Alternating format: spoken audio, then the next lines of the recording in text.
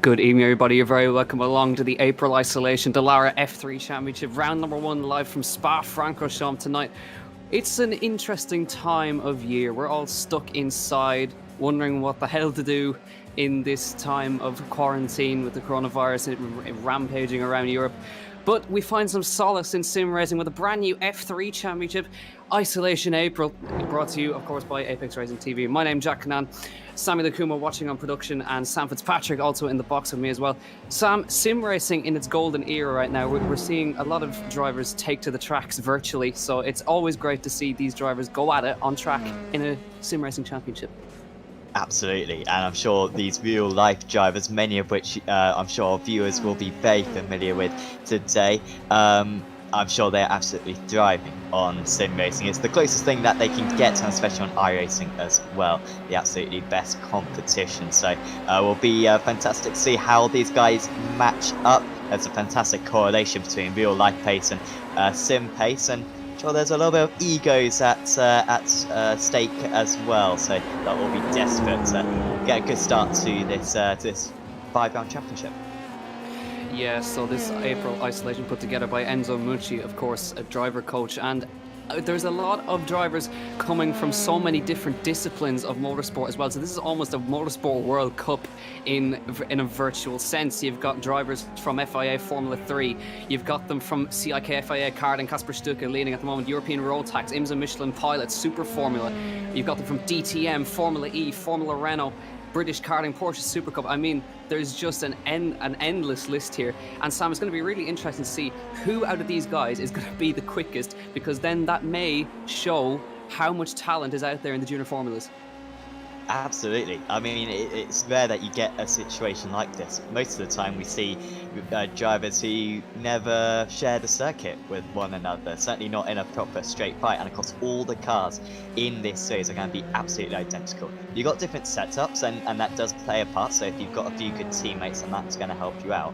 However, in terms of the mechanics of the cars, all identical are these Dallara F3 cars. So will be great to see who can win over one another, and going to be mega racing as well. So it's not just going to be about the pace. Racecraft is going to be very prominent. Of course, in different series, that's going to be different prominence in real life. So maybe there'll be a bit more experience for other drivers. Yeah, so as we said earlier, we're using the Dallara F3 for this one, so it's identical cars across the board, and we're here in Spa Francorchamps, the legendary circuit, of course, and a lot of the drivers will be very familiar with it as well. And again, another element of this Isolation Championship is you've got guys, of course, in karting who are now racing against guys who are in Formula 3, DTM, the top end of motorsports. So, Sam, I think, is it going to be a little way for those guys to kind of see who's coming up through the ranks maybe in future years? Yeah, I'm sure, and I wouldn't be surprised if in a few years' time, maybe a driver gets an interview and mentions how maybe they first spotted a guy in this series, potentially, because these younger drivers, especially these younger drivers who've got experience already on simulators, they've got perhaps a little bit of a head start, and they might really be able to take it to the racing establishment today. It's a great opportunity for them to prove themselves, and like I said earlier on, the correlation is so strong. If you're quick on sim, you're going to be quick on real life. There's absolutely no doubt about that. So just currently looking at Ed Jones, current DTM driver and a former IndyCar driver as well, taking to the track in these Formula 3 cars. It is interesting to know as well that the current top 2 fastest times are both set by young karters. So they've got some pace in them, these guys. Kasper Stuka, Mohamed Ibrahim in FIA karting and European road tax as well. Seriously quick machines, those road tax karts as well. Then followed closely by the IMSA guys, and then the first FIA Formula 3 driver in 5th place, Super GT, Porsche Carrera Cup, Lamborghini, ST Middle East Championship, GT4, DTM, Formula E, Formula Renault, British Formula 3, Italian Formula 4. These guys from all over the world here, and it's great to see. So we're heading into qualifying very shortly. Just to give you a quick rundown of the format. It's quite a simple format, really. A 10-minute qualifying, 3 laps around this circuit, 3 laps to do it on your own, and then a 25-minute race to get around. Looking at Tom Dillman now, Formula E driver in this FIA Formula 3 championship right here. So let's see how he gets on. Of course, Sam, the Formula E car, a very different beast to these guys. Of course, they have an actual petrol engine in these, but again, the Formula 3s have got some pace in them, and I think slipstream is going to be really, really key around this Spa circuit as well. Yeah, absolutely. Dillman also driving in GP2 a few years ago, I believe. I swear he was teammates with Sam Bird, I believe, at Russian time, back in probably like 2014. I think he spent a couple of seasons in that championship. And of course, we are saying, you know, drivers from different series, but Dillman, for example, he's probably been in 3 or 4 of the series that we've already mentioned, so plenty of experience for him. And you're absolutely right about the slipstream, especially around this circuit. It's quite a way to start off the season. We're going to Barber next, which will be a lot more of a, I guess, conventional, almost club circuit there. But at Spa, the slipstream is pivotal. Surprised we haven't seen more trains of drivers in this qualifying session. I think when we see the leagues around this circuit, we quite often see the teams working together, 5 or 6 drivers potentially in a team. Perhaps not those allegiances today. And so as we are about to start qualifying, and in fact it's actually going to be a lone qualifying session. So everyone's going to be on their own circuit. They're not going to be on the same track as one another. So that effect, at least in qualifying, isn't going to be prominent whatsoever. As we ride on board with Christian Mansell. He's going to try to get in his lap time first. They get 3 laps to these drivers, which is pretty much as many as you can get around such a long circuit. Yeah, so it's pretty tight, of course. It's a 2 minute, it's nearly over a 2.5 minute lap around the circuit in these cars. So they really have to go straight out. And of course, the 3 laps doesn't count their out lap in, of course. But again, the out lap, extremely, extremely important, especially with the tyre model on these Formula 3s, because when the tyres are cold, these are about as slippy and slidey as a V8 supercar, for example. They're extremely, extremely hard to get the tyres up to temperature, and that's again going to be another key factor as well. And again, Sam, lap 1, especially with the damage model on these things, these guys have got to be really, really careful to avoid breaking their cars early on. Yeah, and anyone who's seen, I think it was Verstappen v Ocon around this place in Formula 3 cars back in I guess it would have been 2014, and they had an absolutely classic duel around that. Hopefully we see a similar situation today. And you're absolutely right, the new damage model makes these cars a little bit more brittle. At the same time though, as long as you don't lose any wing, you should be alright. I think the drivers will be a bit more aware of how much damage they've got. Before, of course, you could absolutely smack into a wall and all there would be was a little bit of visible damage, but actually your straight line speed would be hemorrhaged. Instead, it should be a little bit more realistic, the damage, which will be a welcome relief for the drivers, as we've probably got pretty much all the drivers now coming to the end of their out laps, and we'll try to keep up to date with all the sector times as well. There are quite a few of them around this circuit as they put in their first lap time. Yeah, it's just having a look on the right hand side there. 36 degrees Celsius track temperatures, so very high temperatures in the tarmac, so it shouldn't be too hard to get the tyres up to temperatures. Ollie Caldwell begins his lap of the Spa circuit here. A long lap. He's got 3 opportunities now to try and get himself a good time. And of course, with the iRacing off-track system, or if you hit the wall slightly or you run off the road, your lap time isn't validated. So through that source he comes. Then downhill we go, on board with this fantastic shot on the fender right here as we run downhill and up towards Eau Rouge, which is a fantastic sequence up here. You just get an idea of the elevation changes. You come up here and the speed as well, 220 k's at the top right there, and then heading down the Kemmel Straight right here. Of course, a DRS section in F1. There's no DRS in these things, and this is actually a constant uphill drag the whole way up to Les Combes. And he's now topping out in 6th gear, almost 240 k's an hour onto the brakes into Les Combes. Getting it turned in right, then into the left, then back downhill again. There's a lot of elevation changes around here. Back downhill we go again, heading down to Brussels here. And a very tricky braking zone as well. These are very easy to lock up if you don't have brake temperature. So through he goes. Little twitch on the entry there, manages to get it together. Then we go through No Name, which is actually a bit of a paradox because in a sense it does have a name. It's called No Name. It's down the straight, then we go downhill again. So we're up and down in the elevation changes here as we head through this wonderful section right here. Got to be really careful not to run too wide out there as we head down to Le Fanon campus right here. Very close to the end of the lap now, but again it's a long lap. Through the left we come and back onto the last sector, which will just be around the right hander here. There's a little split time, a little marker on the road which will show the little mini sectors. out onto the right-hand side, and back up we go through Paul Ferret and up to one of the most famous corners on the track. It's Blanchimont. Let's see how Ollie Caldwell negotiates this one, using all the curb, using up all the road as much as he can. Through this long left king and into Blanchimont. Let's see, does he lift? Absolutely not. Keeps it flat, keeps it pinned through Blanchimont and down into the old bus stop chicane. Not quite the same bus stop we were used to back in the 90s, but into the chicane. Just the rear stepping out a little bit on Ollie Caldwell there through the last corner, and a pretty neat and tidy lap from Ollie Caldwell there, and he manages to pop himself across the line. And where does he go on the standings? He will, I think it was not have. I think it was invalidated actually. Yeah. So we were talking about the instance, and he actually got it invalidated. But it's actually Mohammed Ibrahim on provisional pole position at the moment. So not a bad job from the Indian driver there. Yeah, I think he just ran wide at Campus, potentially did the Caldwell, so picked up a 1x. It is so easy to see, and just looking actually at the instant limit, these drivers will get a drive-through penalty, a stop-go penalty even, once they get to 11 instants. And anyone who's driven around Spa before on iRacing knows it is very tricky to keep it under 11 instants. Not a whole lot of laps in this race. We've only got a 25-minute race. That's going to be really tricky for the drivers. They've got to be very careful. You can easily get a 4x and then a couple of incidents on the first lap, and all of a sudden you are walking on eggshells for the rest of the race, and then they get disqualified at 20.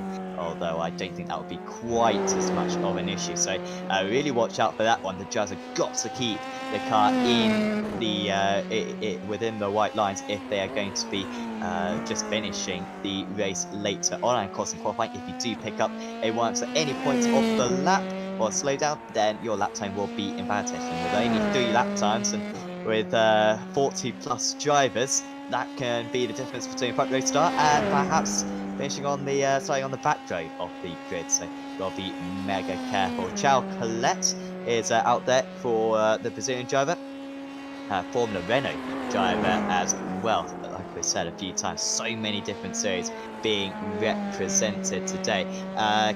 Kasper Stuka was fastest in practice, currently sitting in 5th place, but only half a second off the fastest. And expect these times to get faster and faster. The tyres are warming up.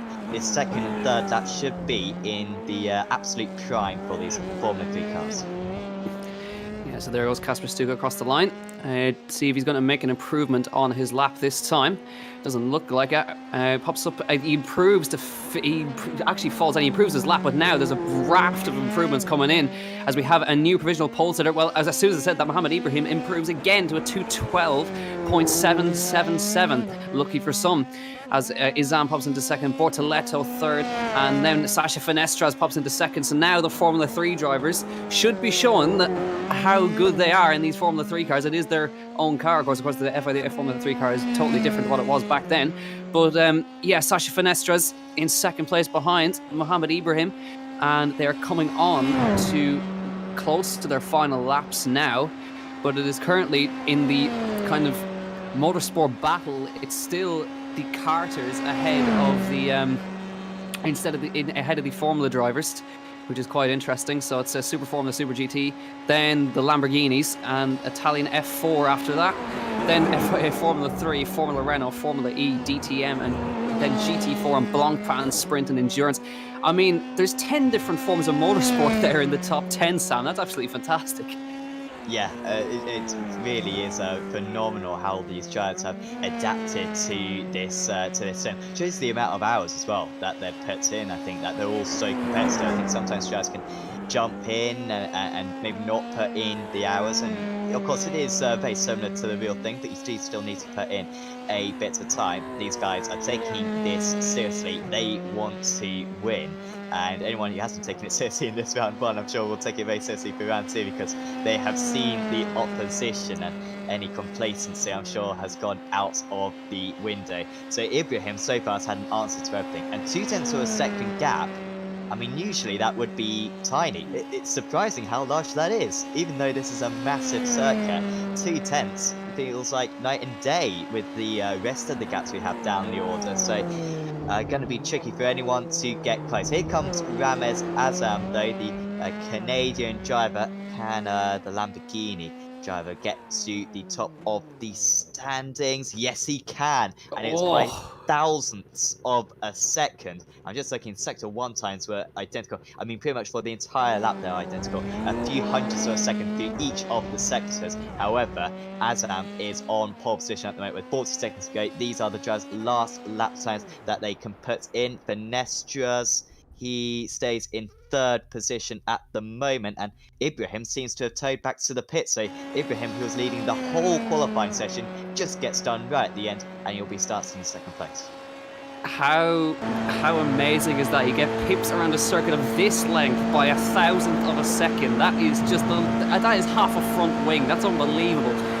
Ramiz Azam takes provisional pole for now. Just looking at Cameron Das coming through the last chicane now. Let's see how he manages to negotiate it. Nicely on the power there as he comes across the line. Can he improve on 17th place, 6/10 of a second down on pole at the moment? And he goes at 2:13.6. Doesn't look like it's an improvement on him, but it is Ramiz Azam by a single 1,000th of a second takes pole position for the opening round of the April Isolation Championship. I mean, Sam, you cannot get any closer than that. That's unbelievably close. No, that is unreal, absolutely unreal, and I'm sure in the race it is going to be just as competitive. We have got 20-odd drivers who could win this race. Hopefully everyone stays in a train. That's what we want to see. We want everyone to stay in the slipstream of one another for this entire race. If that does happen, we are in for an incredible 25 minutes. Yes, of course, the drivers are just gridding up now for 25 minutes around this Spa Francorchamps circuit. So just gridding up at the moment, but it will be a rolling start by the looks of it. Pace car is just sitting just before Blanchimont.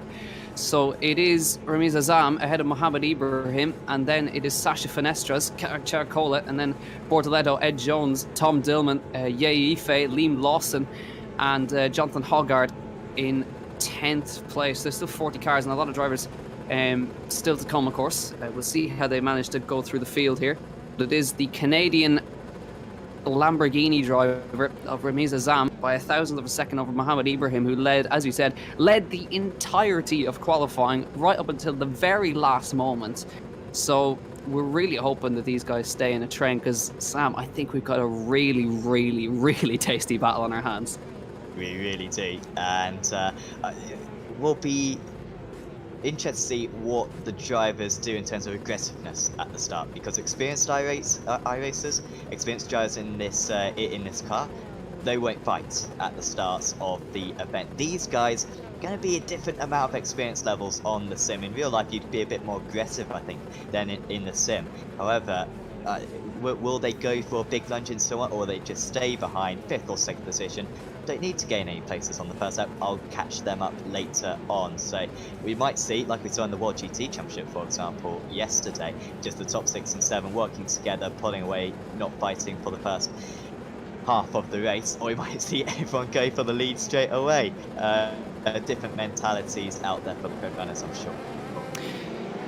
Yep, so the pace car is rolling. So if you've got a weak stomach, maybe close your eyes, because this could get a little bit interesting on lap 1 with nearly 40 F3 cars about to launch themselves around Spa Francorchamps. This pace car is rolling, and it is Ramiz Azam leading the way ahead of his rival now, Mohamed Ibrahim. So there's a lot on the line here for these guys as we head into the final chicane to begin this race. Looking absolutely fantastic. Here we go then. The pace car is off. Ramiz Azam is going to control the pace. Looks like he's already going as the green flag waves. It is Ramiz Azam who leads the way here ahead of Mohamed Ibrahim as they head towards turn number 1. Straight away they go straight into a train right here. And it looks like Mohamed Ibrahim looking up the inside through last source. Sasha Finestra is following him. So it looks like all clean so far. A couple of guys running wide in the background, but it looks at the moment like they've all got through cleanly, and Ramiz Azam is away. I think Bartolo may have been involved in an incident. Also, Lawson has dropped down the order, and Dillman as well. Antonelli has dropped off, although he was involved in a separate incident, seemingly maybe 4th to 6th, all colliding, going into La Source. Fortunately, they fell off the racing line. Already the top 4 getting a bit of a gap over the rest of the drivers. So 2 by 2. It is going to be a change for the lead. Azam staying in the lead on off. goes Venestra, third place on the grid, and he might have a lot of damage. Or is he fine? That would be a miracle if he can continue. Looks like he just dropped it on the brakes. Sasha Fenestra is there, but it's still Ramiz Azam. And now that has put Chao Colette into third place. Now the Formula Renault driver. And Ye Yife up to fourth with Ed Jones in fifth. Tom Dillman sixth. And just trying to look and see how far Sasha Fenestra has dropped down. He's dropped down to about sixth place, I think. So he's managed to keep it going, actually. So he did a full 360 and kept it going somehow. So Sasha Fenestra drops down to 6th or 7th place right there. But Ramiz Azam controlling the pace ahead of Mohamed Ibrahim at this point, and followed by Chao Colette. And now these guys really have just got to settle into a rhythm and not fight too hard. Incredible start for Dan Wells. 15 places gained from third to second on the grid. He's almost passed half the drivers who started ahead of him. So a great job from Wells. Unfortunately for him, he's not got too many drivers ahead of him. Well, now he does. That is yet potentially. That's Cohen, the Israeli driver. Car number 1 as well. Oh dear, that's the cold tyres, and very lucky that he wasn't collected again. You can see the amount of drivers who are towed back to the pit with the timing tower going a little bit crazy. But your race leader is still Sam, as there's near contacts again for fourth position. Now the top 3 have made the ring away 2 seconds clear of this next chasing pack. And I was asking earlier on, are they going to work together or are they going to race? They're going to race. Yeah, by the looks of it indeed. So just keeping an eye up front as well, as Mohamed Ibrahim tries his best to keep with Ramiz Azam. He's doing a good job so far, and just like Chao Colette's falling off the back a little bit now, just trying hard to keep with these guys. Tom Dillman looking for a move up through Eau Rouge that time. So not too bad from them. They're almost going 3 abreast right there as they come down the Kemmel Straight. There's a little bit of wheel banging going on right there as they try to sort it out between them, going 3 abreast down the Kemmel Straight. Now, can he get it done on the brakes? He's fighting for space right there. Let's see if he can get it done up the inside. And it looks like they managed to sort themselves out right there. So decent driving for those guys. Really tricky to go 3 abreast down the Kemmel Straight, but they managed to sort it out. Yeah, making a break for it now, and if they keep on fighting, potentially Jones might be able to pull away from these guys. Gaps up to 6 tenths of a second, so still within draft range. But all this fighting is just going to invite the drivers behind. So you now got Stuka behind in 10th place. We know how quick he is from his practice times. Then absolute chasm, as Adam Hedgecock would say, behind that 8 seconds back to Harry Tinknell in 11th. Just shows how many incidents we had on that first lap, and you can also see on the map a few drivers back in the pits. Those are all the drivers who have towed back to the pits, which are, well, about 10 of them now.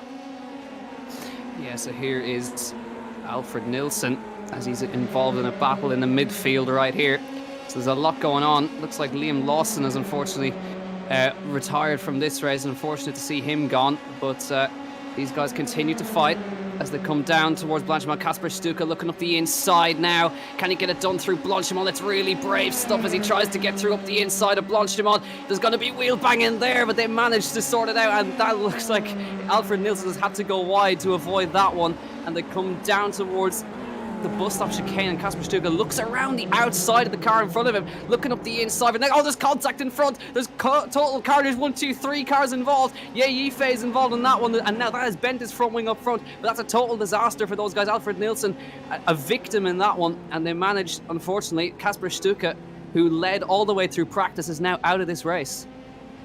Such a shame. He was making his way up through the order, already a few places gained for him, and there's a few drivers as well with a bent front wing. I believe Yifi might have a very bent front wing, which is going to hemorrhage his straight line speed. Contacts behind. That's Donaldson getting a shove from, I believe that was Prio, giving him a tap. Going into the source, must have just missed his braking point, unfortunately for Donald, so he can just join back to the rear of this train. As we see, Ibrahim has taken the lead off Azam, and these drivers have pulled away from Calais in 3rd place. So maybe we are going to see a two-way battle. These guys seem mega evenly matched, just as they weren't qualified.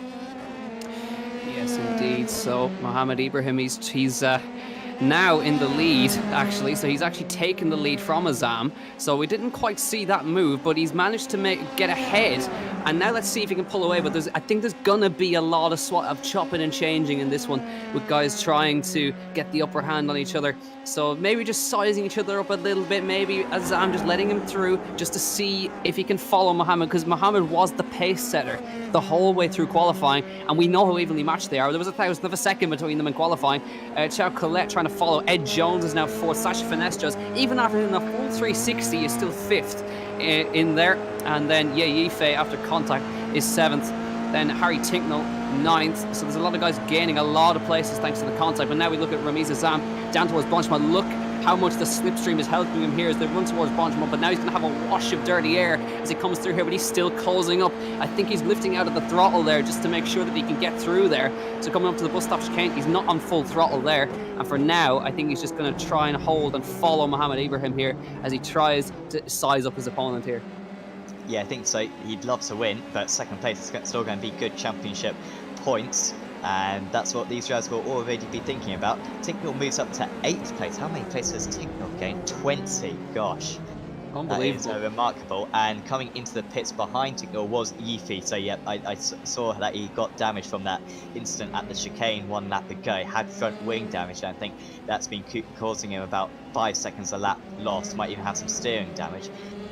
Don't believe these drivers have fast repairs. I'm just trying to see now, and I don't believe they do. So unfortunate for him. That will see him back out as Azam retakes the lead. Yep, so a simple one there. Mohammed didn't really fight that one too hard, so they're just swapping and changing down the Kemmel Straight. So they're following each other lap on lap on lap. So you'll see the lap times will be very, very, very similar. But that is just going to allow Chao Colette a little bit of time to just maybe try and catch up to them. He's sticking in there nicely in third place, trying to follow these guys up here. Ed Jones kind of on his own in fourth place with Sasha Finestra there in fifth place. Ed Jones just in the background there, you can kind of see him, and Finestra's following him. So these guys doing a decent job up here, and that is of course 5 different forms of motorsport represented in the top 5 here. Oh, Chao Colette trying to close up, and I wondered, is he going to get involved in that third? But back here to Richard for sure, and again more 3 abreast action down the Kemmel Straight as around the outside. Alex Palau, that is him involved. I think that looks like Alex Palau going backwards at the in Les Combes. Is he going to be able to keep it around? He manages to spin it back around with a J turn and pulls it off into the grass. Alex Palau, the IndyCar driver, involved in a big one there, and that's the second time we've seen somebody backwards at Les Combes.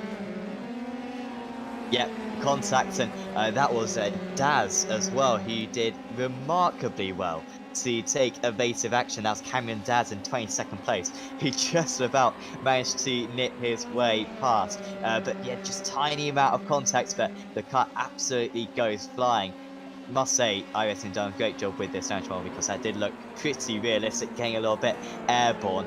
Lots of energy being involved in a contact like that. As Fraser is coming back at Tinknell now. He wants to get 8th place, and there he goes. A very nice livery as well, I'm seeing on that machine, and it seems to be getting him a little bit of extra pace as well.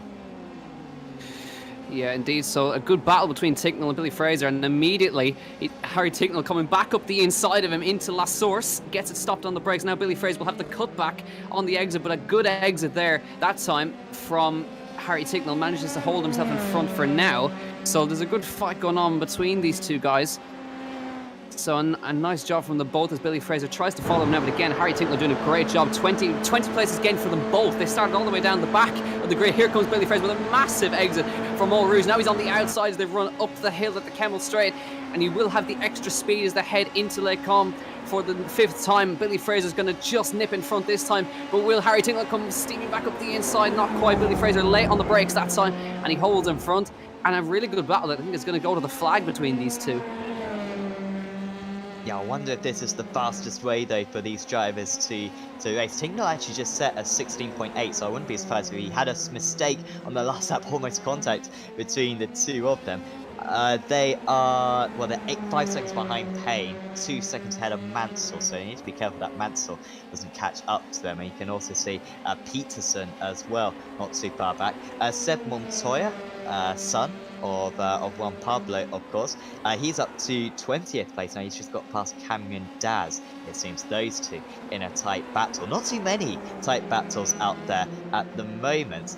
Just with the different incidents that we're seeing, it's kind of thinned out this field, but we've still got enough of them as Fraser is re-overtaken. And well, that just shows the easiness of overtaking in this Formula 3 car round this track. There's so many corners which are just flat out, which just extend the straight pretty much, where you can even slipstream through. Longchamp is one of them, easily flat out through these cars, and it means that it's pretty much impossible to defend. You want to be second going into the last, well, at this stage, on the last lap. Yeah, so Billy Fraser having to think about going up the inside of the bus stop. Is he late on the brakes? He thinks about it there. He's following. All of this is just allowing Mansell to close in behind. He's not far off the back, so this is going to turn into a three-way fight very shortly. There he is, coming through the bus stop chicane. So there's going to get interesting to Cameron Mansell catching up to them very shortly. And Harry Tinknell, for now, holds off Billy Fraser. But there is Christian Mansell, coming through last source right now with Peterson behind him, and then Hoggard, Caldwell, and then the organiser Enzo Mucci in 14th place now. So there he is, coming through last source, not far off the back of these guys. And just behind, car behind, Gore with a 25 place gain. So he started pretty much at the back then at this point. 25 places gained in a Formula 3 race is pretty good going, Sam Fitzpatrick. Really is. And yeah, the car number 30 started in 40th place, and that is very good points. Well, I'm not quite sure what the point system is in this race. I'm not sure how much of a decline there is between first and where he is in 15th, but that's so much better than where he started off. And showing his absolute pace. Ollie Behrman in 17th place there, as seeing occasional off-tracks for the drivers. And remember, they pick up 11 incidents. They will get a stop go penalty. So if you see anyone come into the pit, it's probably due to that, that they're having to serve a stop go. And even the front runners are going off the circuit quite a bit. So you need to be so careful. It's not worth picking up the penalty. If these guys had to come in for a stop go, they'd come back out in about 20th place. So got to be really careful, especially through no name, and also coming onto this straight here, seems to be the major trouble spots right now. Ramiz Azam still leads Mohamed Ibrahim as they run through the bus stop chicane for the 6th time, and about 12 minutes left in this race. Charles Collette still holding on to 3rd place. Ed Jones kind of on his own in 4th place, but 4.6 seconds off the back of these guys. 2:13.1. Ibrahim a touch quicker that time, and Charles Collette matching him as well. So he's right on the pace. The top guys are all so evenly matched on pace. So let's see now, half a second back, Mohamed Ibrahim. Can he take the lead again down the Kemmel Straight? This is where they seem to always swap positions. Up through Eau Rouge, and at the top of Radion, on board with Mohamed Ibrahim now, and he'll get a massive tow through Radion right here. Let's see if he's going to hold back or if he's going to take that lead now. It sounds like he's half throttling here to not go past here. As they come up towards Lake Com, he's firmly in the slipstream, not getting too much, and it sounds like he's lifting off there, Sam, just to try. He's probably waiting for his opportunity. He doesn't want to do it too early, and he doesn't want to give Azam the slipstream, which is so crucial. Yeah, definitely. If they start fighting, that's probably going to be at least half a second to a second a lap slower.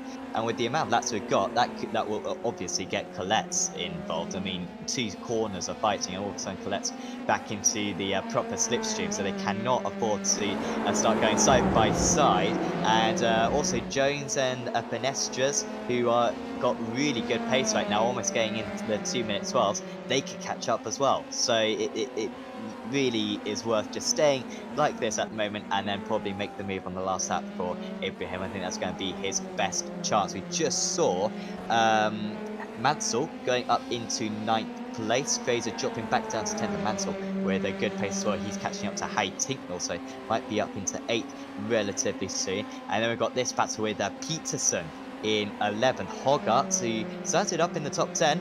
Hogarth started in 10th place. Peterson started in 44th, but they're currently occupying the same piece of tarmac. How about that from Lucas Peterson? 33 places gained, which is really good going. Actually, he's on the cusp of a top 10, but he's got to catch up to Billy Fraser. who's a little ways up the road from him, nearly 3 seconds of a gap. He's just out of shot right there. Lucas Peterson doing a really good job there. Jonathan Hogwarts, Ollie Caldwell there in 13th place, involved in this battle as well. There he is, latched onto the back again. 24 places gained for him as well. So a lot of these guys starting down the back are just capitalising on these mistakes from the front runners as they try and latch onto the back. Jonathan Hogard firmly on the back of Lucas Peterson through Blanchimont. He's on the outside line as they head to the bus stop chicane. Here he comes. He's going to get the squeeze from Peterson as they head through there around the outside. Can he do it? There's contact between them, and around goes Jonathan Hogard. There's contact between himself and Lucas Peterson, and that front end of the car is completely broken. Jonathan Hogard's race is done. Another bit of contact. We've seen that a few times down at Les Combes already. I think that's the first time I've seen it at the final chicane. Oh, what a shame for Hogarth, who, like we were saying, had gained so many places, 33 places gained, and was on course for a top 10.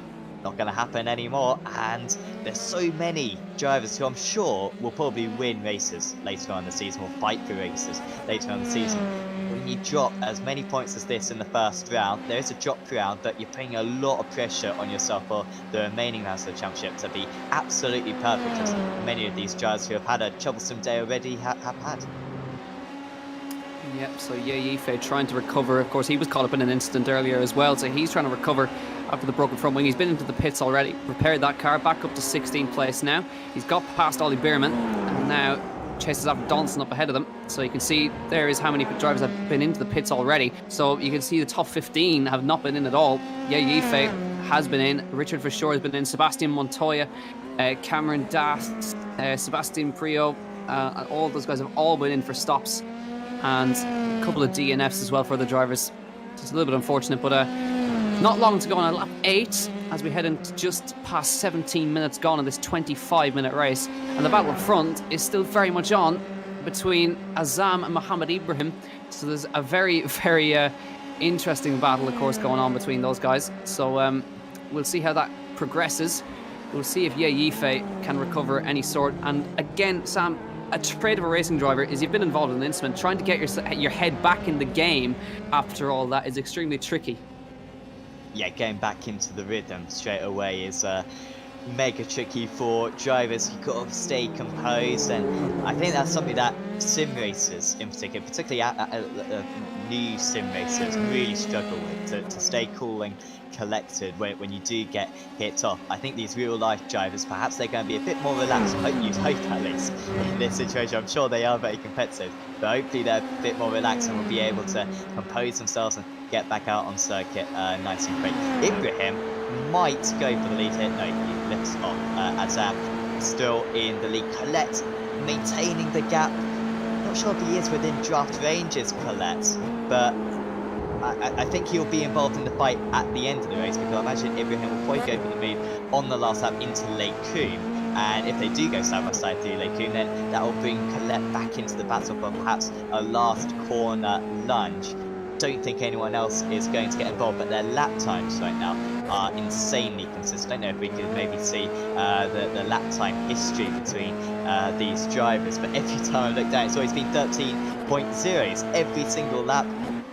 Remarkable driving from these guys, and there's no sign of mistakes, and it seems like they cleaned up the drivers as well. They're not going off the circuit as much, which will reduce the risk of getting a stop-go penalty.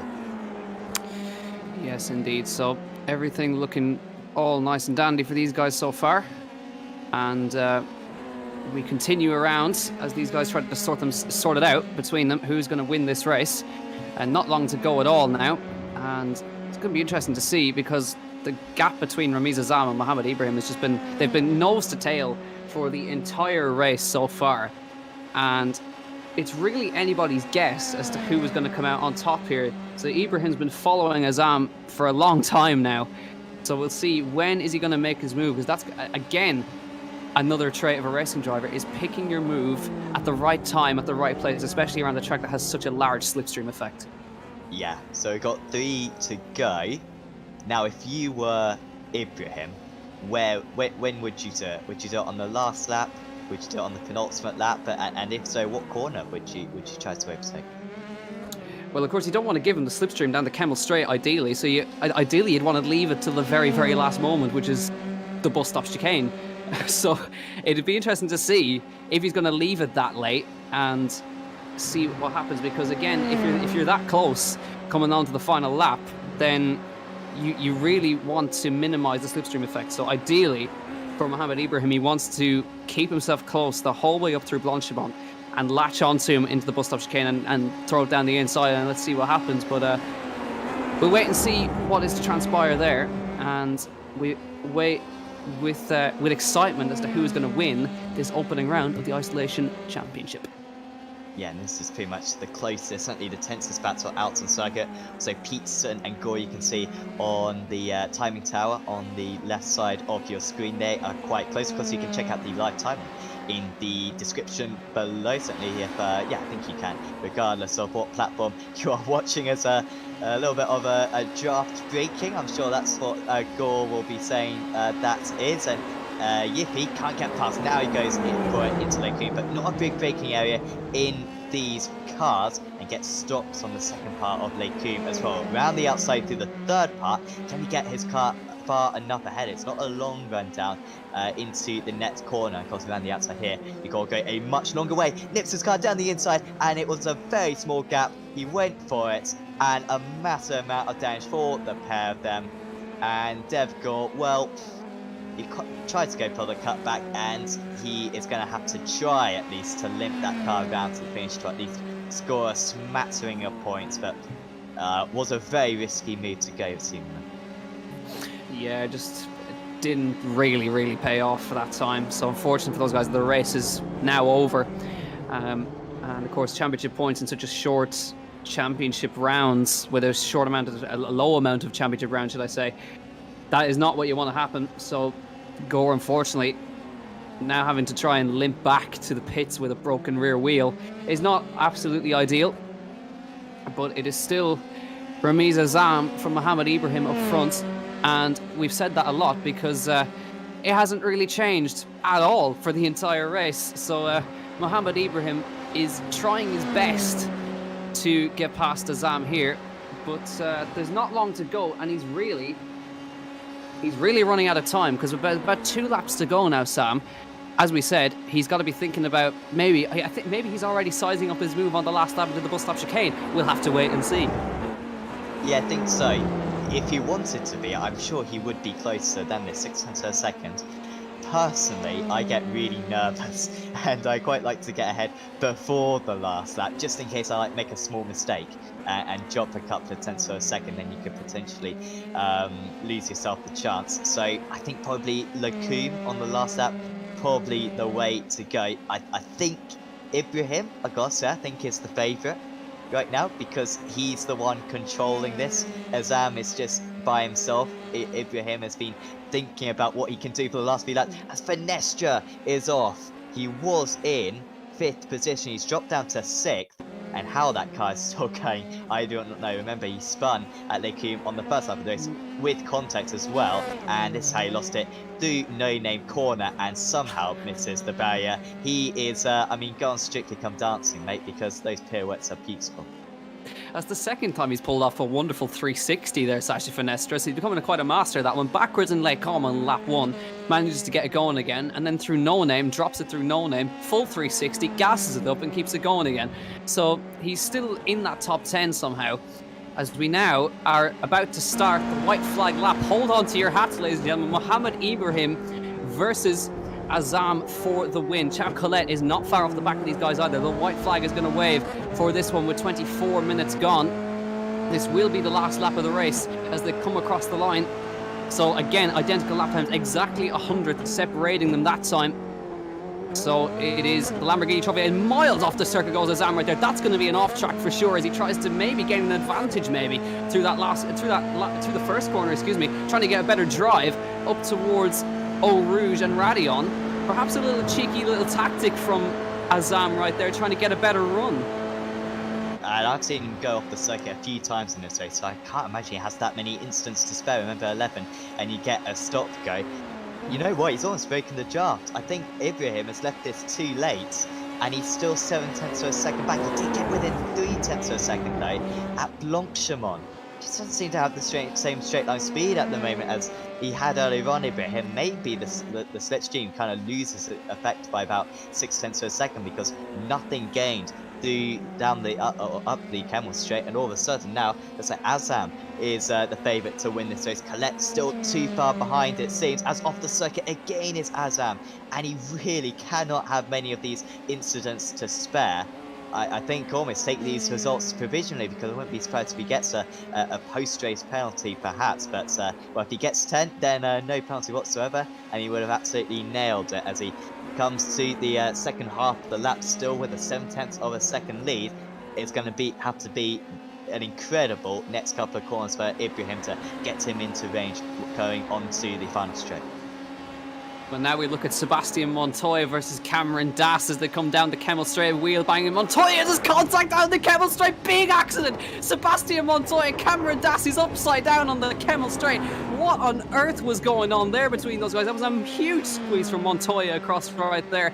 But we head back to the leaders. Mohamed Ibrahim has not done enough here. He's left it too late to charge Ramiz Azam, or Azam has left some in the tank as the checkered flag comes out for the opening round of the April Isolation Dallara F3 Championship. Oh, the opening round is going to go to Ramiz Azam of Canada in the Lamborghini ST Middle East Championship. He wins ahead of Mohamed Ibrahim, and Charles Colette gets third place. But just quickly going to go back to that incident between Montoya and Das. That was massive down the Kemmel Straight. It was, once again, just once you get those tyres interlocked, no recovering. Massive impact, tyres flying over. Unfortunately, there wasn't any other drivers straight behind, so no one else got involved. But we've seen, that was absolutely huge there, and shame for Montoya as well, because he was having a good drive. Tinknell will finish in 8th place. He managed to hang off Christian Mansell, who was catching quite quick by the end of the race. What an incredible round of the championship. Some way to start off this season. And it looks like, it's Razam, it's Ramez Azam. He takes the first race win of the season with a perfect drive. He did absolutely nothing wrong, did everything right. I don't know what was going on with Ibrahim. Maybe he just didn't have the pace to catch up. I thought he was waiting until the last lap, but either he left it too late or he didn't quite have the pace. But either way, Azam fully deserved it. Yeah, brilliant drive. Took the lead and held on to it. That's exactly what you need to do. As we just see a couple of drivers crossing the line. Jorge Cavalos crossing the line here for 20th place. A couple more to come as well, as a couple of drivers doing donuts at the first corner there. Indy Dontier heading towards Blanchimont. We haven't seen a lot of these guys because we've been focused on the action up front, because these guys they've been completely inseparable up the front. But it really shows promise for the following rounds to come if the guys are going to be like that, nose to tail for the entire 25 minutes. It's going to be brilliant. Of course, as you mentioned earlier, Barber Motorsports Park is the next round, a totally different track. So again, there's going to be different driving styles coming into play here. Gustavo Menezes coming through the last corner here. LMP1 driver, very different car. The FIA Formula 3, a lot slower than what he's used to, but he crosses the line to finish 22nd. And of course, we had a good few DNFs. Of course, clearly Cameron Dass and Sebastian Montoya are not going to be finishing this race with very broken cars that we saw earlier on. But Ramiz Azam, first blood, and in such a star-studded field, that is quite an honour to take. And it was that qualifying, wasn't it? I mean, that last qualifying lap, putting himself up into pole position. I think he was sitting in about 4th or 5th before that, but first place was the place to be, particularly at the start, avoiding all the incidents. We pretty much saw incidents from 3rd place back, so put himself in the perfect position, did the Canadian, and that is a great start to the championship. Next up, Barber, of course, and of course, you don't even have to wait too long. Usually say next week it will be there. 2 days, forgot to wait. Thursday evening, we will be back in this championship, and I cannot wait for it. Yeah, it's going to be brilliant. Just a quick rundown here of the official race results, of course. So we now have Ramiz Azam, of course, takes the opening win by 9/10 of a second over Mohamed Ibrahim. Charles Colette held on for 3rd place. Ed Jones finishes in 4th. James Pohl 5th. Matthew Payne in 6th place. Harry Tinknell in 7th. Christian Mansell in 8th place. Billy Fraser after a big battle with Harry Tinknell as well, finishes 9th, and Ollie Caldwell finishes 10th. Enzo Mucci finishes just outside the top 10 in 11th. Yeah, Yifei in 12th place. Keane Donaldson in 13th. Richard Verschure in 14th. Ollie Behrman 15th. Sasha Finestres, after spinning twice, finishes 16th. Kasper Stuck is 17th. Sebastian Prio finishes in 18th place. Further down, Matt Greenwood, Jorge Cavalos, Indy Donche, Gustavo Menendez, Cameron Das, Sebastian Montoya, and Lucas Peterson, Dev Gore, Bart Hortson, Martin Kodridge. So a lot of those guys we saw in the barriers, particularly Cameron Das, Sebastian Montoya. Cameron Das we saw upside down on the Kemmel straight after contact with Montoya. So unfortunate for those guys, but there is, of course, a lot more rounds to come for those guys. And further down, of course, just going to have a quick look. Caleb Nagatua, Emilian Denner, Jonathan Hoggard, Raoul Hyman, Alfred Nilsson, Joe Turney, Alex Palau. Of course, we saw him facing backwards in Lake Com. Kimi Antonelli, Callum Williams, Dan Wells finishes 38th. Nicholas Cruton, 39th. Nick Yellowly, 40th. Ido Cohen, 41st. Gabriel Bortoletto, Jaden Conrad, Tom Dillman, Liam Lawson, Jackson Walls, and Georgi Dimitrov. A lot of these guys are DNFs, but we still register them. So again, Sam, there actually wasn't a lot of classified finishers. There was a lot of casualties in that one. Yeah, and they had 2 faster pairs as well, so they could have fixed the damage. But I think once you've towed back to the pits, you're a lap down. It's a little bit dispiriting, and maybe the drivers didn't pop back out onto circuit. But yeah, so many instances. Of course, massive experience levels, and of course in real life it's very different to sim racing when it comes to the racing between drivers. Often I think in real life it's kind of a limiting factor, kind of how brave you are, perhaps, whereas in sim racing there's not quite that element of danger. So perhaps a little bit of aggressive driving, hopefully, and I'm sure it will be a much bigger improvement at Barber, which will be a much safer circuit as well. So that will be a little bit better, I think, for round 2. Yeah, for sure. So I think we're just going to have a quick gander in the interview waiting box and see if we've got anybody. We don't, unfortunately, so nobody wants to talk to us. But either way, I mean, so we'll... of course, we're heading to Barber Motorsport, as you said, so it is a very different circuit to Spa, not as open, tight and twisty.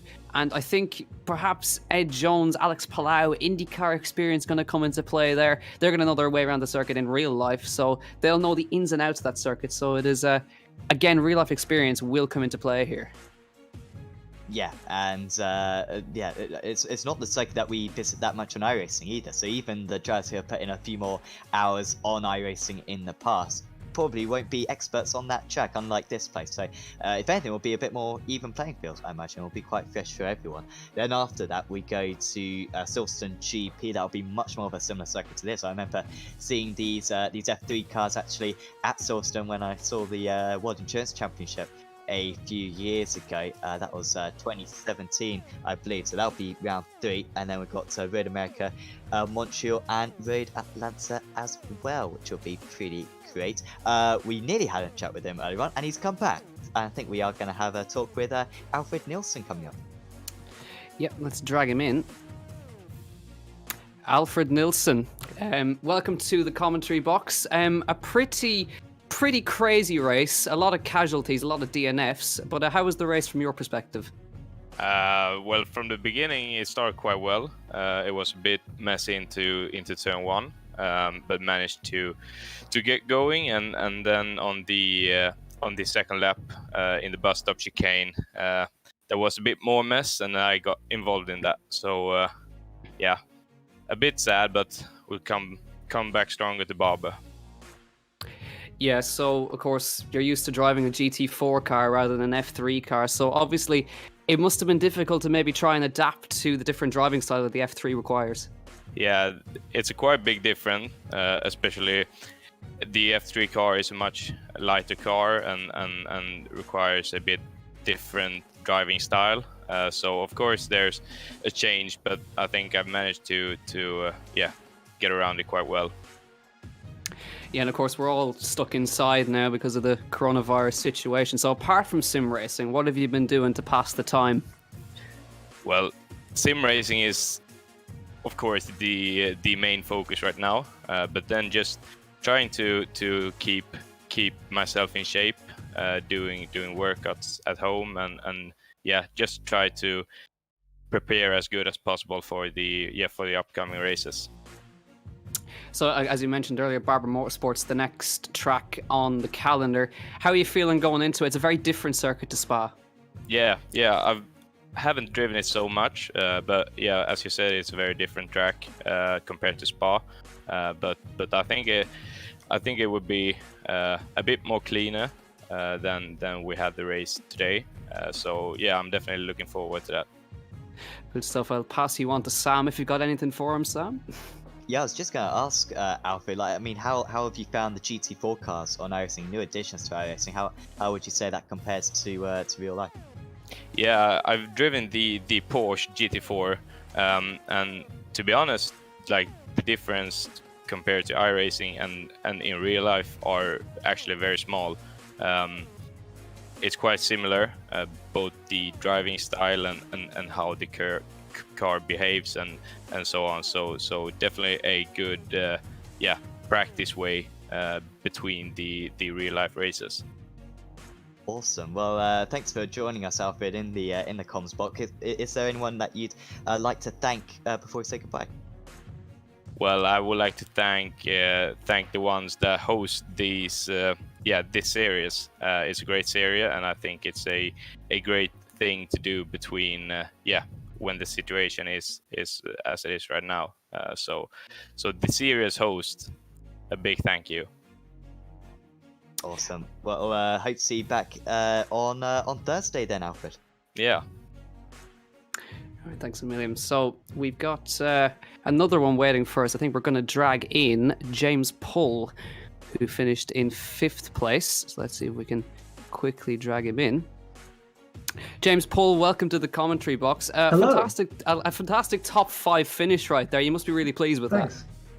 Yeah, I'm actually really happy. I wasn't expecting to be that quick, but just kept my nose clean because I thought, it was going to be a little bit chaotic, but I kept my nose clean. I just tried to be consistent, and yeah, we got a good result, so I'm really happy with that.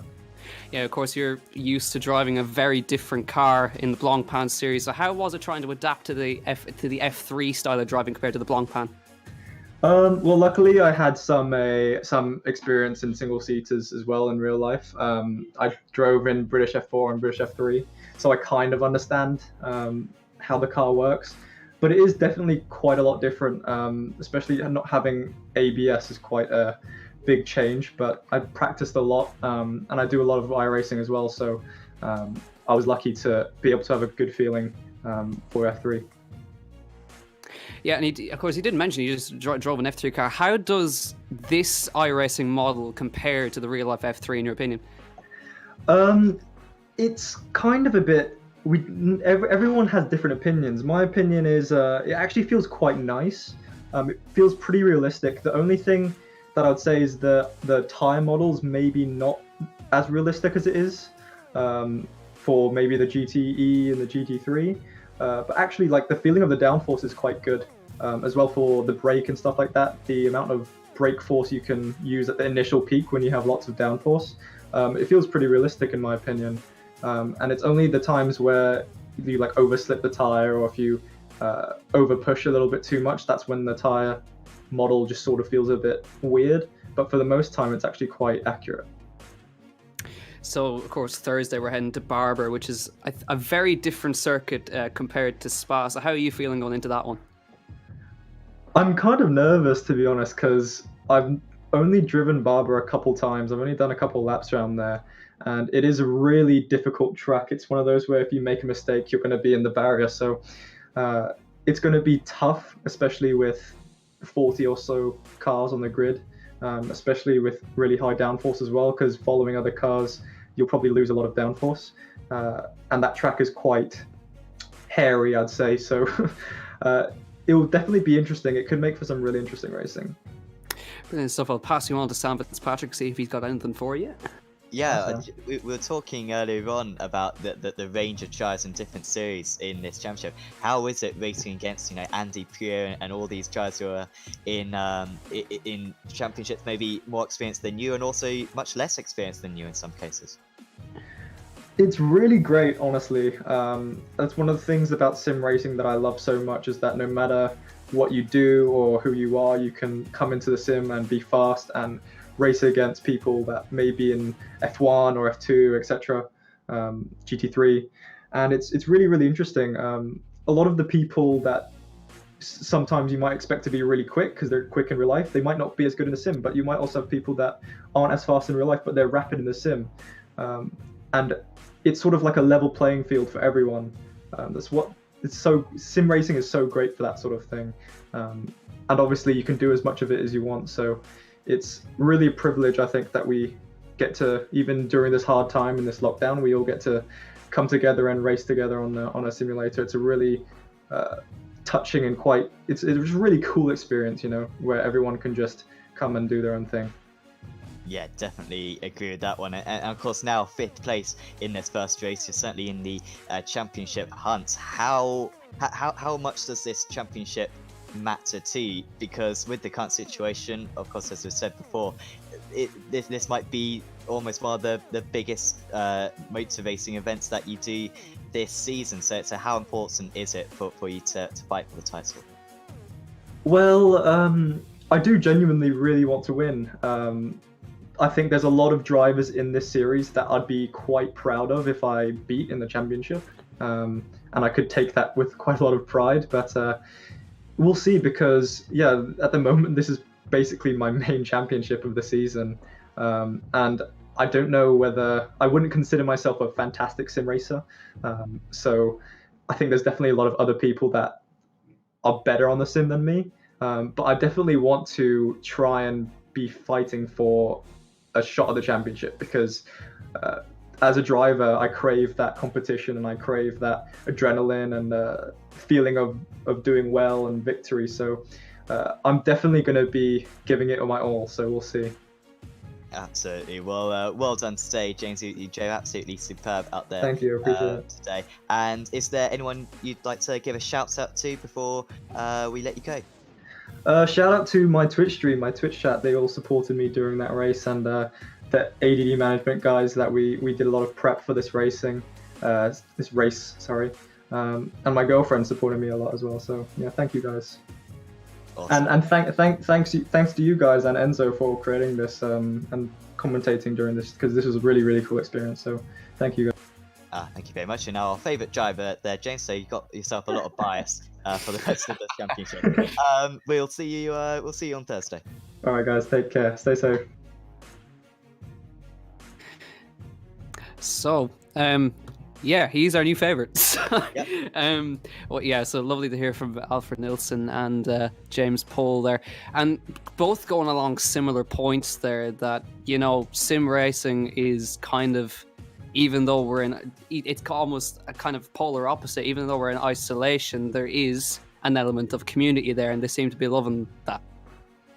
Yeah, absolutely. And once also James saying about the competitiveness, that adrenaline, and you can really simulate that on sim racing. So they're absolutely loving this thrill, I'm sure, and this competitive edge. I'm sure we're going to see some great racing so far this season. And looking at the field, I think in these 5 or 6 rounds that we've got, I think we're going to see 5 or 6 different winners. There are so many competitive drivers, and there might even be a few more as well that we see on Thursday. Yeah, if you take advice from us, make sure you tune in on Thursday, because it's going to be really good. So, of course, we keep mentioning it, Barber Motorsports Park on Thursday. It's at the same time as we started today, so 7:30. 7:30 for us, of course. We're 7:30 wherever you are, local time. So, again, 5 or 6 different winners are in prospect, but it is Ramiz Azam who took the win today ahead of Mohammed Ibrahim, Chow Colette, Ed Jones, and James Pohl, we spoke to, of course, who finishes in 5th place. So, Hassan Fitzpatrick, who was your driver of the day? And don't say James Pohl, because it's biased. Oh dear. Well, okay. I will go for Remez Azam, and that is a bit obvious. I realise that, but I think it was superb fun. And also the amount of incidents. I'm just gonna quickly check now how many incidents he got, because I was saying he got 11 incidents. No, surely you should have got a penalty for that then, Remez. Yeah, so he got 11 incidents, but for some reason didn't get a penalty. Maybe one of them was accumulated after the race was completed. So he nailed that instance, and we saw him go wide at La Source, didn't we, on that last lap? And maybe that was the difference. It got him 1/10 of a second clear, broke the drafts a little bit more, and it's those fine margins, that confidence within himself that he wasn't going to make a mistake in that last half lap, because if he had done, that would have been the race win over. So supreme confidence from him, and a great way to start the championship. Yeah, and extremely clever driving as well, using the incidents to his advantage, getting to that 10x, not quite getting to the 11. So obviously the 11 he probably would have accumulated after the race is finished. But yeah, I think we don't have any more drivers, unfortunately, waiting for us in the interview waiting room. So we will be heading off, I think, after we I think calm down after a great race at the Isolation April F3 Championship put together by Enzo Mucci. Of course, very thankful for him and all the team at Apex Racing TV. Thanks to Samuel for working hard on the cameras. Thanks for Savage Patrick for joining me in the box as always. And we will see you at 7:30 p.m. on Thursday for what promises to be an amazing race from Barber Motorsports Park in the US in these F3 cars. So thank you all for joining us, and we'll see you then on Thursday. Thank you and good evening.